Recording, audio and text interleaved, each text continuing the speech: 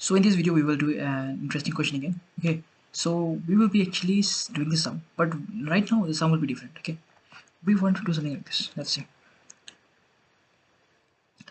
say the values are like say 1 2 3 4 5 6 7 8 9.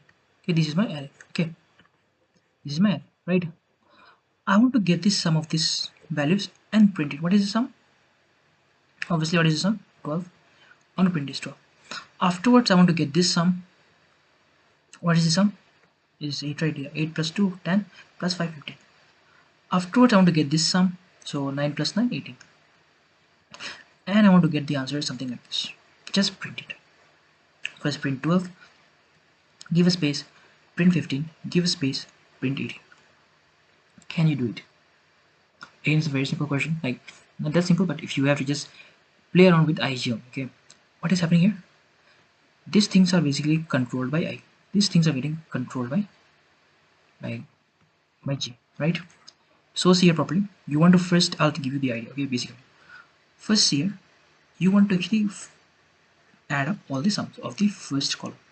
So first keep j as fixed, so outer loop will be containing j. Okay, I iterated this portion. Okay, add inner sum this.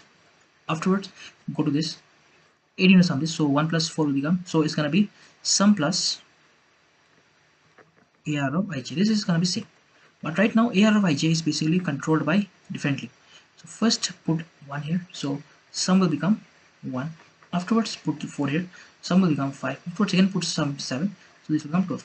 After getting 12, print it out. First print it. After printing it, I can reinitialize the value of sum with 0, because now you need to sum this second column, right? So reinitialize the value of sum with 0. Next go and actually try to get the sum.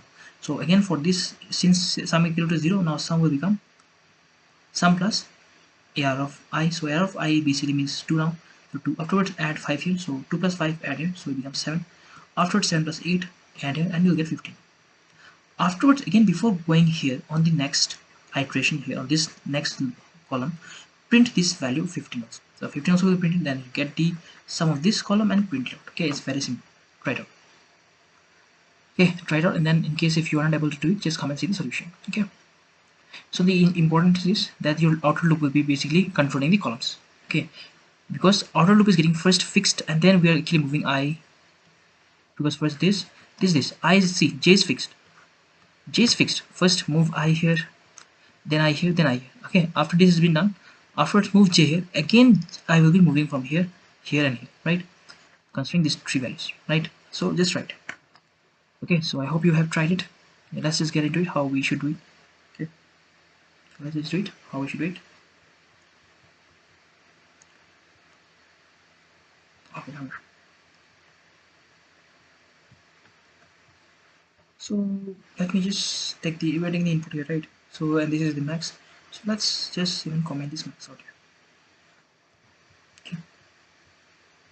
Okay, so right now we need to actually store the column values. So there is something called as sum. Okay, sum will be there. Okay, let's keep it 0.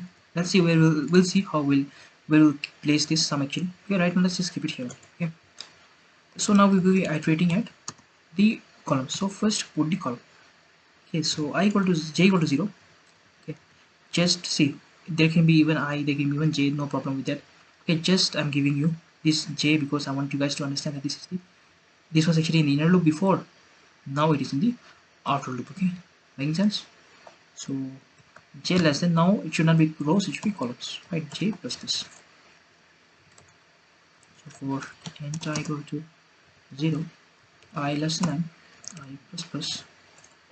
Now see, as soon as you write here ar of I j, what does it mean? You are first going to the first column.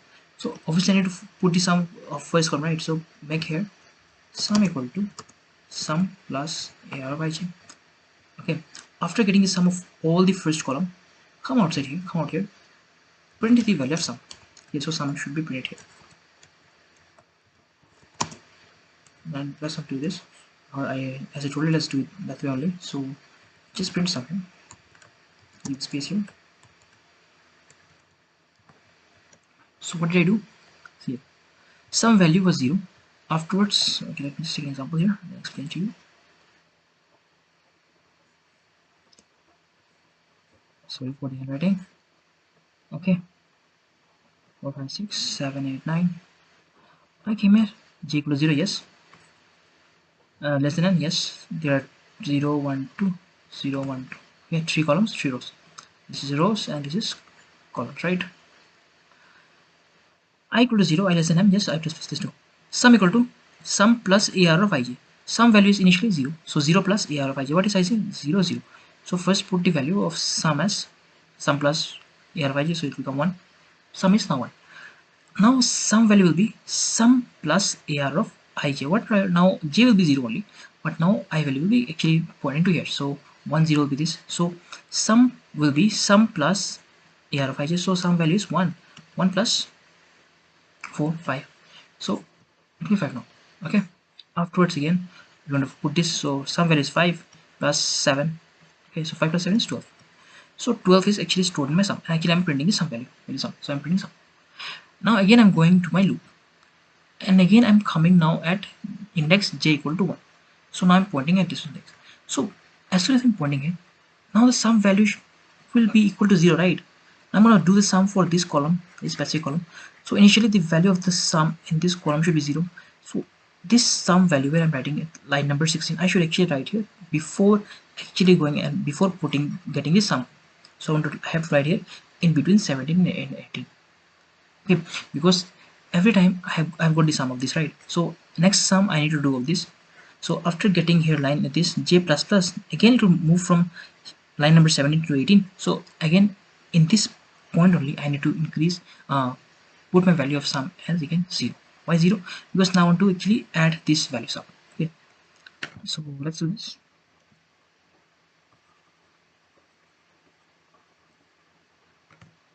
Let's do this.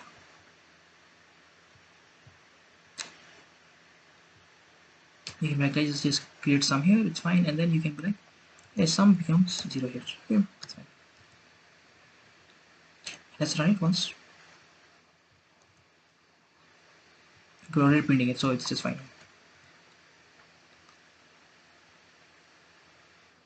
So let's run it. So number of rows is 3, number of columns is 3, 1 2 2 3 4 5 6.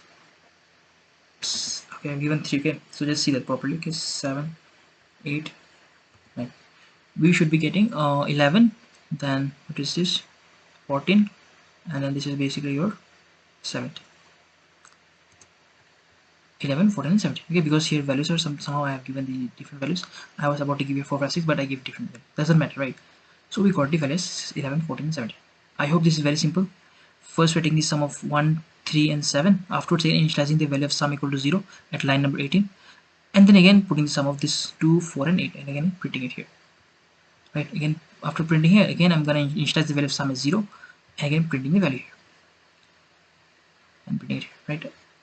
So if you want to understand, let's do it quick try run. Let's do it.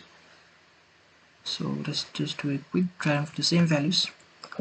So here sum value is 0, sum value is 0. Okay, great. Getting the sum of sum equal to sum plus AR of 5. So getting the sum of this and making printing here from this line 11. Okay, now j plus plus, j plus plus. So you came here again some value which was initially 11 right now. Okay, that's the reason I've printed this, again became 0 through this line number 18.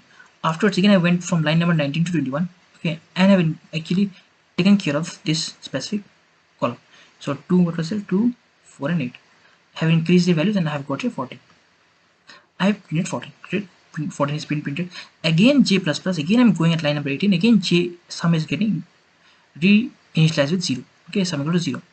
Afterwards again it's been equal to 0. So again I'm doing this part for this for this column, and I'm printing this column. Okay, so I hope this is making sense, right? Okay, go through it and you would be able to do it. Okay, so see you guys in the next video. Okay, thank you.